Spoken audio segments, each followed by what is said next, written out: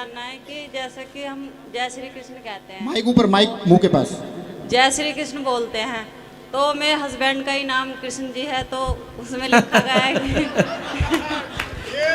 तो क्या हम शास्त्रों में लिखा गया है कि हस्बैंड का नाम लो तो पाप लगता है, तो वो तो नहीं। तो भगवान कृष्ण जो है वो सबके पति हैं, उनका नाम लेने से अपराध नहीं लगता। तो कृष्ण जो है वो पति नहीं है, वो कृष्ण भगवान है। आप अपने पति को कृष्ण नाम से तो नहीं बुलाती हैं, नहीं। सुनो जी बोलती होंगी ना, तो बस सुनो जी उनका है, कृष्ण उनका है, तो हो गया आपका विभाजन। राधे राधे। परम पूजनीय प्रसाद मुकुंद प्रभु जी के चरणों में मेरा बारंबार प्रणाम है। मैं ये जानना चाहती हूँ आपसे, मैं बस जिज्ञासा बस आपसे प्रश्न पूछना चाहती हूँ ताकि हमारा ज्ञानवर्धन हो, और हमसे ये सवाल से जुड़े हुए बहुत लोगों के मन में विचार में ये प्रश्न होता है कि आखिर हम किस दिशा में जा रहे हैं। मेरा प्रश्न ये है कि जैसे हमारे समाज में मान्यता है कि जब हमारे घर में या हमारे समाज में किसी की मृत्यु होती है तो उसका अगर देहावसान अगर काशी की नगरी शिव की नगरी में की जाए तो उसे मुक्ति मिल जाती है, और उसका विधिवत अगर हम उसका क्रिया करते हैं, विधिवत गरुड़ पुराण और तमाम जो शास्त्रानुसार है, अगर उसे करते हैं तो उन्हें मुक्ति मिल जाएगी, और उनका जो अर्थी विसर्जन है उसको हम गंगा में प्रवाहित करते हैं बाबा की नगरी में, तो उन्हें मोक्ष की प्राप्ति हो जाती है। तो मेरा प्रश्न ये है कि एक वो मुक्ति है, और दूसरा जो आपने कथाओं के माध्यम से, एक भगवत गीता के माध्यम से, श्री कृष्ण के माध्यम से जिस मुक्ति की बात आप हमें बता रहे हैं, ये दोनों में क्या फ़र्क है? बहुत सुंदर प्रश्न है माता जी का, और बड़े जिज्ञासु अच्छी भक्त का लक्षण है। जो प्रश्न पूछता है वो भक्त है, क्योंकि जो प्रश्न नहीं पूछता उसको तो कोई मतलब ही नहीं, तुम जो दे दो ठीक है, या तो अंधभक्त होगा या तो भक्त नहीं होगा। लेकिन जो पूछ रहा है अर्जुन ने प्रश्न किए तो कृष्ण ने उत्तर दिए। सुखदेव के उत्तर तभी निकले जब परीक्षित के प्रश्न हुए, सुत गोस्वामी के उत्तर तब निकले जब शौनक के प्रश्न हुए। तो प्रश्न अच्छी चीज़ है, प्रश्न उत्तर के समागम होने चाहिए, लगातार 2-2 4-4 घंटे होते हैं हमारे प्रोग्राम। तो बहुत अच्छा प्रश्न है माता जी। मुक्ति, कई प्रकार की मुक्ति का वर्णन शास्त्रों में है।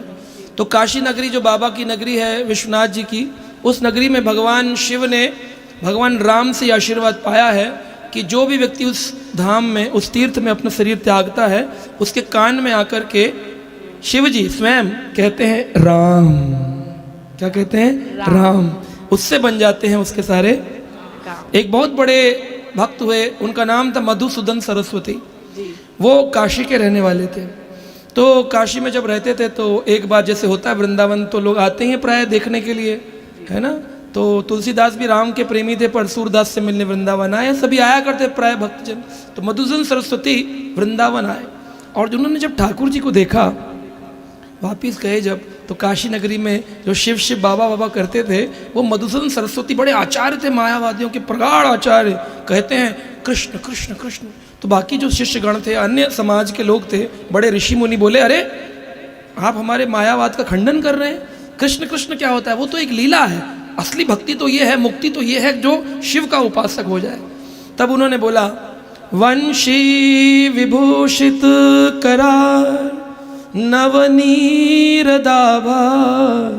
पीतांबर दरुण बिंफलम अदोष्टरात पूर्णेन्दु सुंदर मुखाद अरविंद नेत्रात कृष्णात् परम तत्वम किम अपि न जानी। कृष्ण से परम, कृष्णात् परम किम अपि तत्वम अहम न जानी, कृष्ण से बड़ा तत्व मैं नहीं जानता हूँ। ये मधुसूदन सरस्वती ने, काशी के बड़े आचार्य थे, उन्होंने इसका वर्णन अपने साहित्य में किया और कहा कि काशी नगरी की जो मुक्ति का अर्थ है, उसका अर्थ ये है कि जो व्यक्ति काशी में शरीर छोड़ेगा वो नरक में नहीं जाएगा, नरक नहीं जाएगा, लेकिन उसको पुनरअपि जननम पुनरअपि मरणम, शंकराचार्य ने कहा पुनरअपि जननम पुनरअपि मरणम पुनरअपि जठरी जठरी शयनम। लेकिन जो कृष्ण भक्ति करता है वो मुक्ति क्या है? वह मुक्ति है संसार के चक्र से मुक्त होकर वो भगवान के धाम में भगवान का संगी बनकर गोपाल बनकर, गोपी बनकर, गाय बनकर, धेनु बनकर भगवान का सिंगी हो जाएगा, उसको फिर जन्म मृत्यु के चक्र में। तो दोनों मुक्ति हैं, एक मुक्ति नरक से मुक्ति है और एक मुक्ति है भगवान के धाम में प्रवेश पा जाना। तो कृष्ण भक्ति आपको परम मुक्ति देती है, वह मुक्ति केवल नरक की मुक्ति देती है आपको। राधे राधे। हरे कृष्णा प्रभु जी, आपके श्री चरणों में दंडवत प्रणाम। प्रभु जी, मेरा नाम विक्रम सिंह है और हम नांगलोई से आए हैं। प्रभु जी, आपकी द्वारा जो कथा सुनी है उसमें इतना प्रेम था जी, इतना प्रेम था कि जैसे जैसे आप कथा सुना रहे थे तो वो भाव, वो लीला मन में चल रही थी। तो प्रभु जी बहुत बहुत धन्यवाद इसके लिए। मैंने पूरी 7 दिन की कथा तो नहीं सुनी, लेकिन आज ही अवसर मिला और उसमें बहुत अच्छा लगा। प्रभु जी, मेरा एक जिज्ञासा और प्रश्न दोनों एक साथ है। जैसे हम कभी भी कथा में बैठते हैं या वैष्णव से हम सुनते हैं तो हमारा मन, हृदय जो होता है वो एकदम पवित्र हो जाता है। लेकिन क्योंकि हम भौतिक जीव हैं कलयुग के, तो फिर जब दोबारा अपने संसार में जाते हैं तो उसमें उलझ जाते हैं, फंस जाते हैं। तो गुरु जी, एक जीव को क्या करना चाहिए जिससे कि वो भगवान का सदैव स्मरण कर सके, ऐसा संग कर सके और इस भौतिक जीवन को करते हुए भी अपने कर्मों को, क्योंकि कर्म करना तो भगवान खुद ही बोल रहे हैं अनिवार्य है, हम भगवान के धाम जा सकें। तो ये मेरा प्रश्न है। तो भगवान ऋषभदेव ने अपने पुत्रों को ये बात बताई है कि इस संसार की माया से कैसे मुक्त हुआ जाए। तो वो कहते हैं, नायम देहो देभाजाम न लोके कष्टान कामान अर्हति विटभुजाम ये तपो दिव्यम पुत्रकायेन सत्वम शुद्ध्यन्ति यस्मात् ब्रह्म सुखायम तु अनंतम। हे व्यक्ति, हे मेरे पुत्रों, जो व्यक्ति यह शरीर नहीं है, नायम देहो देह भाजाम नरलोके, इस नरलोक में तुम देह समझ बैठे हो अपने को, तुम नहीं हो, तुम आत्मा हो। कष्टान कामान अहर्ति विष्ट भुजान, ये जिस प्रकार एक पशु विट भुजान मल के प्रति आसक्त रहता है और कीचड़ में रहता है, तुम वैसे इस संसार के कष्ट पा रहे हो और बार बार मुझसे दूर जा रहे हो। तुम्हें क्या करना है? तपो दिव्यम पुत्रकायेन सत्वम शुद्ध्यन्ते यस्मात् ब्रह्म सुखायम तु अनंतम। मेरे पुत्रों, तुम्हें दिव्य तपस्या करनी है। दिव्य तपस्या करने से तुम शुद्ध हो जाओगे और ब्रह्म सुख को प्राप्त करोगे जो कभी खत्म नहीं होता, अनंतम। एक सुखी होता है, शादी हुई सुख हो गया, 5 साल बाद सुख समाप्त हो गया, दुख हो गया।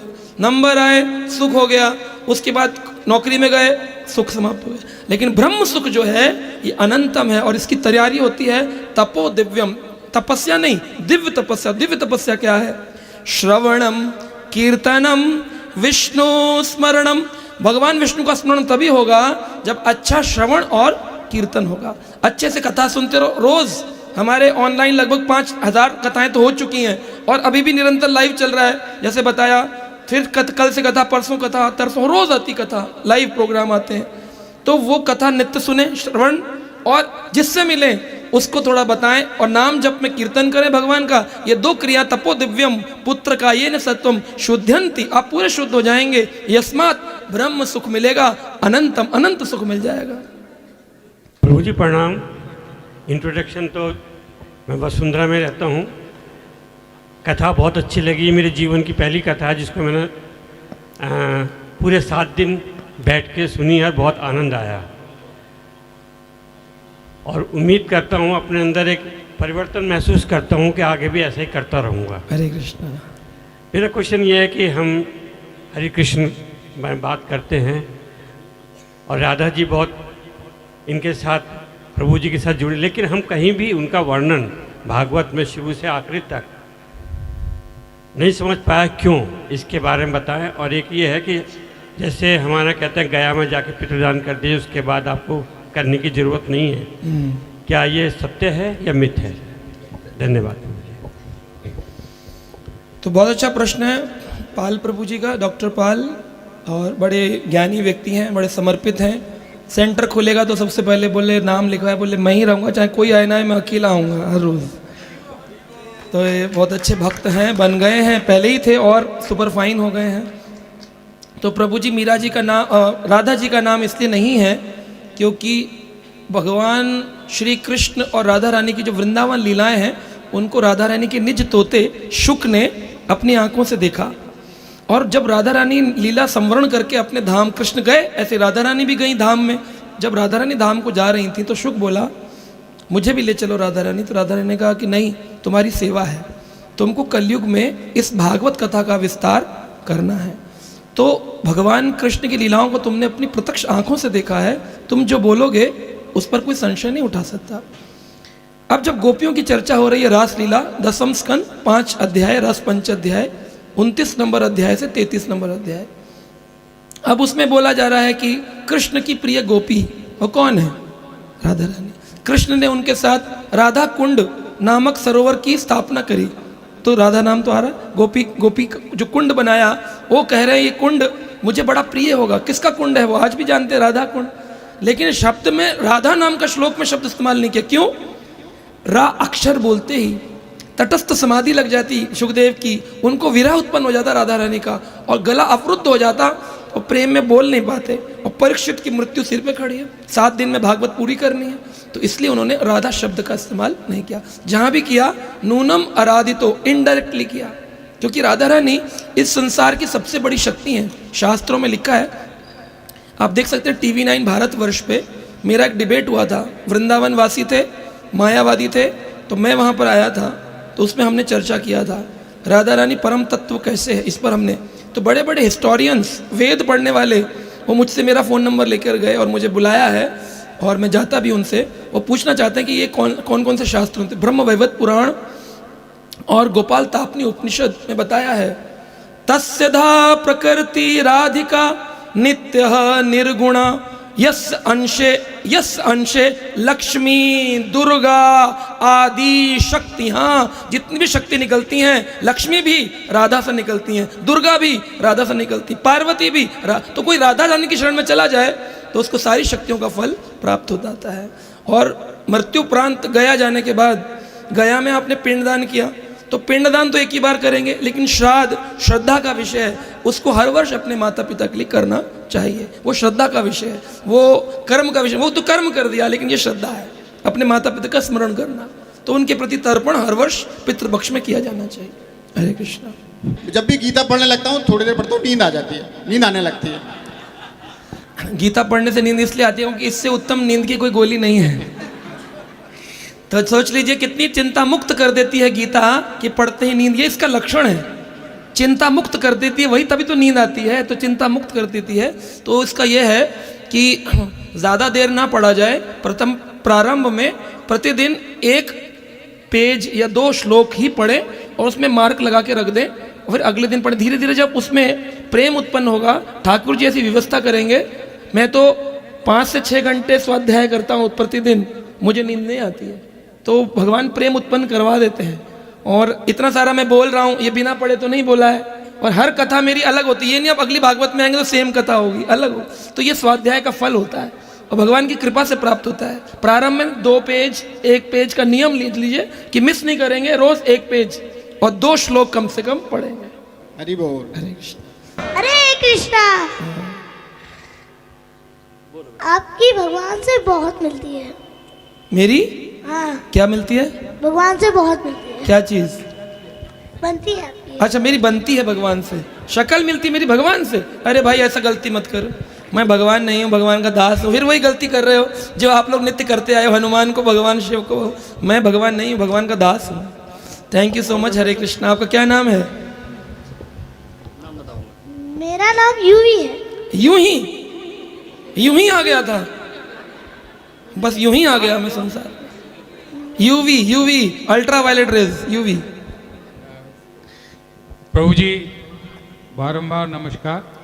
मुझे एक सवाल ये पूछना था कि जैसे आपने बताया कि मैंने कोशिश की है कि रोज़ गीता के 2 पेज पढूं, लेकिन क्योंकि मैं संस्कृत नहीं जानता तो मैं सिर्फ जो उसका हिंदी अनुवाद है वही पढ़ पाता हूँ, श्लोक नहीं पढ़ पाता हूँ। आप लोगों को पिछले 7 दिन में ऐसा लगा होगा कि मैं कोई बहुत ज्ञानी पंडित व्यक्ति हूँ, है ना, संस्कृत बोल रहे, कथा सुना रहे।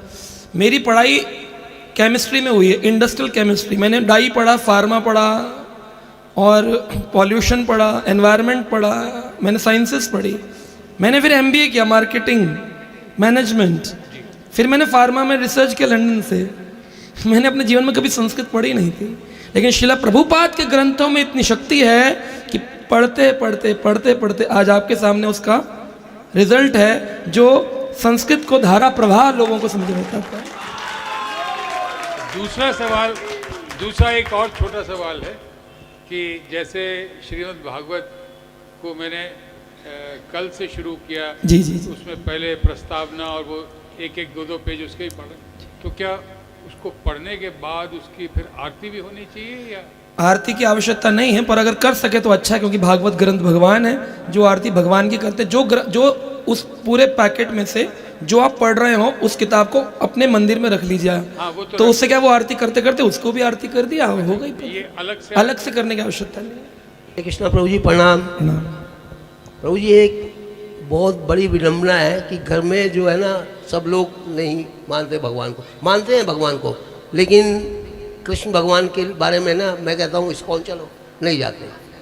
वो अपने टीवी देखते रहते हैं, मैं एक कमरे में बैठा हुआ बस अपना निर्वाह कर रहा हूँ। अब मेरे को हर चीज़ में रोना आता है, आपकी कथा में मेरे को आंसू ही नहीं सूखे मेरे 6-7 दिन। अब क्या करूँ मैं, इसका क्या इलाज है? सबके नसीब में भगवत धाम प्रवेश होना नहीं है। अगर सब चले जाएंगे तो नरक में कौन जाएगा? नरक खाली हो जाएगा। इस पृथ्वी पे नहीं आएंगे तो यहाँ की जो पॉपुलेशन कैसे बढ़ेगी? तो केवल भगवान कहते हैं, अर्जुन 7वां अध्याय भगवत गीता 3 नंबर श्लोक, मनुष्य नाम सहस्त्रेषु किश्चित यताति अपि सिद्धि। हजारों लोगों में से कोई भाग्यशाली होता है जो मेरी ओर बढ़ने का प्रयास करता है। और जो प्रयास करते हैं, यताति माम अपि सिद्धानाम, जो वो हजार जो प्रयास करते हैं उनमें से कोई किश्चित माम वेति तत्वता, कोई एक ही इस लेवल पर पहुंचता है जो मेरे कीर्तन में रोता है। तो आप वो स्थिति प्राप्त कर चुके हैं, चिंता क्या करनी है? ये संसार तो यहीं रह जाएगा, आप धाम चले जाएंगे। 12 घंटे में से 8 घंटे मेरे चिंतन में ही जाते हैं। उससे अच्छा उत्तम क्या हो सकता है? आपने वो भक्ति समाधि प्राप्त करी, और क्या चाहिए? ऐसा समाधि वाली कुछ बात नहीं है। नहीं, ये तो आपके दास हैं, विनम्रता का अनुभव है आप में, इसलिए आप ऐसा बोलते हैं, परंतु आप बहुत उत्तम भक्त हैं, सबको हरि नाम का प्रचार करते हैं। प्रभु जी 80 साल की उम्र में विवेक विहार से ऑटो में आते हैं अकेले, सोचिए कथा सुनने के लिए, 80 साल के हैं, और निरंतर रोज सुबह 3 बजे उठकर भजन करते भगवत नाम का, और फिर कह रहे हैं मैं अच्छा भक्त नहीं हूँ। ये भक्त का लक्षण है। हरे कृष्ण। एक बार प्रभु जी के लिए ताली बजाइए। देखिए इस एज में, और डेली आ रहे हैं प्रभु जी, डेली आते हैं ऑटो से और पूरी कथा सुनकर जाते हैं। हरे कृष्णा प्रभु जी, हरे कृष्णा। सादर प्रणाम। हाँ प्रभु जी, रामेश्वरम में भगवान राम और माता सीता जो शिव जी का पूजा किए थे, क्यों किए थे? बहुत अच्छा प्रश्न है माता जी का। रामेश्वरम में भगवान राम और सीता शिव जी का पूजन क्यों किए थे? तो अगर आप रामेश्वरम महिमा पुस्तक पढ़ेंगे, जैसे स्कंद पुराण, पद्म पुराण में रुद्राक्ष महिमा, रामेश्वरम महिमा सभी दी गई हैं, उसमें लिखा है भगवान राम जब असुर रावण का वध करने के लिए रामेश्वरम तट पर पहुंचे, तो भगवान राम का एक नियम है कि वो कभी भी नियमों का उल्लंघन नहीं करते, आचरण सिखाते हैं। तो उन्होंने देखा रावण शिव जी का भक्त है, तो उन्होंने शिव को आवाहन किया और बोले, शिव जी मैं आपके भक्त को मार दूं, आप नाराज तो नहीं होंगे? तो शिव जी बोले, प्रभु कैसी बात करते हैं, जिसने आपकी शरणागति नहीं करी है वो मेरा भक्त कैसे हो सकता है? मेरा भक्त होकर के राम का विरोधी होकर क्या वो मुक्ति पाएगा? प्रभु जाइए, तुरंत उसको मार डालिए, मैं यहाँ बीच में आकर नहीं बोलूंगा, पार्वती भी नहीं बोलेंगी। तो भगवान राम गए, उन्होंने रावण का वध किया। जब लौट कर आए तो ऋषि मुनि बोले, प्रभु आप आचरण सिखाते हैं, तो आप यहाँ पर शिवलिंग की स्थापना करिए और उनका पूजन करिए, धन्यवाद, थैंक्स गिविंग। जैसे आज मैं लोगों को माला पहनाऊंगा, पर माला तो अपने से बड़ों को पहनाई जाती है, तो जो सेवा की उनको माला पहनाने से क्या वो बड़े हो गए? तो वो सेवा के भाव से शिव जी ने उनको माला पहनाई, और सीता जी ने उस लिंग की स्थापना करी थी। हनुमान जी को बोला गया, जाइए विश्वनाथ, काशी विश्वनाथ से शिवलिंग लाइए। तो हनुमान जी लेने गए 2 शिवलिंग, और वहाँ पर उतनी देर में सीता जी ने रेत से एक शिवलिंग बना दिया और पूजन हो गया। जब हनुमान जी आए, हनुमान जी बोले, हमारे 2 शिवलिंग का इस्तेमाल नहीं होगा। बड़े रोने लग गए, और ये तो रेत का शिवलिंग है जो सीता ने बनाया है, यह माता का शिवलिंग तो पानी में बह जाएगा। तो भगवान राम बोले, हनुमान ट्राई करो। तो हनुमान जी ने अपनी पूंछ बांध करके रेत में ट्राई किया, तो शिवलिंग के टूटने की बजाय उनकी पूंछ ही टूट गई। उस मंदिर का नाम है अंजनेय पूंछ तोड़ हनुमान मंदिर। आज भी रामेश्वरम के तट पर अंजनेय पूंछ तोड़ हनुमान मंदिर। हनुमान की पूंछ टूट गई थी और फिर हनुमान जी रोने लगे, फिर मेरे शिवलिंग का क्या होगा? तो राम ने मुस्कुरा के कहा, हनुमान तुम भी मेरे दास हो, शिव भी मेरे दास हैं, मैं उन तुम्हारे शिवलिंग की स्थापना भी करवाऊंगा। तो अंदर एक नियम है रामेश्वरम का, आप लोग कभी जाएं तो याद रखिएगा, पहले काशी विश्वनाथ शिवलिंग का दर्शन होता है, उसके बाद रामेश्वरम शिवलिंग का दर्शन होता है, फिर बाहर आके तीसरे पाताला शिवलिंग जो हनुमान जी लेके आए पाताल से, उसका दर्शन होता है। जब तीनों दर्शन होते हैं तभी रामेश्वरम दर्शन का फल प्राप्त होता है। तो ये सेवा का भाव है। जैसे भगवान कृष्ण ने सुदामा को गद्दी पर बिठाया, सुदामा को माला पहनाई, सुदामा के चरण धोए, तो सुदामा भी भगवान होने चाहिए। फिर तो उनका पूजन नहीं किया उन्होंने, तो सुदामा भगवान तो नहीं है, भक्त हैं। ऐसे शिव भी भक्त हैं, भगवान नहीं। ठीक है।